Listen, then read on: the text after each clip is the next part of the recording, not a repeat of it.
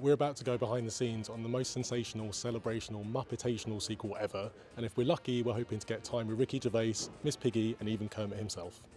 So in this movie, at the end of the first movie, we end on Hollywood Boulevard. The Muppets have gotten back their theater, and now they're kind of figuring out what to do next. So in comes this international tour manager who says, I'm going to take you on the road, and I'm going to expose you to all these international countries. And that person is Ricky Gervais, and he ends up being some sort of a con man. And this guy is taking them and setting them up all across different countries to be pulling heists while the Muppets are performing. So while the Muppets are performing in Madrid and Berlin and Dublin and London, Ricky and his partner in crime, Constantine, who's a frog who looks strikingly similar to Kermit, are pulling heists. And the big heist being at the end, the crown jewels, which they hope to pin all on the Muppets. On this one particularly, because it's a global project, we're going right the way around Europe. They've come from America, and like a caper, they're going around Europe. So the director and I looked at all like famous old films like The Pink Panther, like Ocean's 11, like loads of Ealing comedies, and just looked at everything that made you really love and kind of admire the kind of comedy, but also the adventure of those kind of crime capers. Well, it's wonderful. I love England. I love the whole UK. We worked in London for many years doing the Muppet Show. A lot of people don't know that. We were in a little town called Elstree, and at a studio there. And you know, we haven't shot a film in London in about 20 years. So it's wonderful to come back here and meet up with all my pals from before. I keep running into guys on the crew who worked on the Muppet Christmas Carol and the Muppet Treasure Island. And it's really wonderful. You know, I was very excited to be shooting this movie over here in Europe. But to tell the truth, I have not gotten to see much of it. You know, I am constantly on set.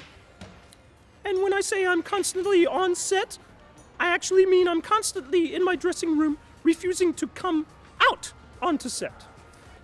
In the contest, in the battle of who would be the biggest diva, Piggy would have to win. It's just part of the deal.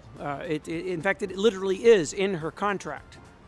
She has the biggest trailer. She gets to be the biggest diva. So, but Ricky's not really a diva. Ricky's a good guy. He's sort of like an honorary Muppet now. So, I choose Piggy. That's because she's not here, by the way. I think this is going to surprise people. If they think it's like a knockabout sort of TV tying of the Muppets, they're going to be shocked. This is a massive production number. It's a proper Hollywood movie, and I'm still in awe of it. I walk in. They basically, we did a day's filming at the Tower of London. Then they built the Tower of London for the inside bits. This is amazing. There's been rumors around of who's in, who's out.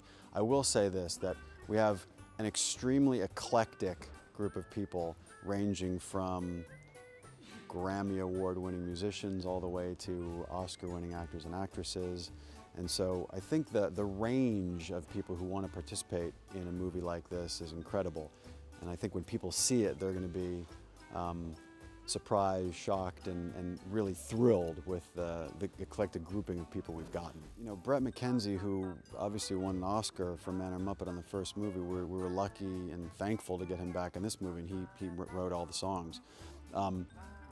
And he's an incredibly talented person.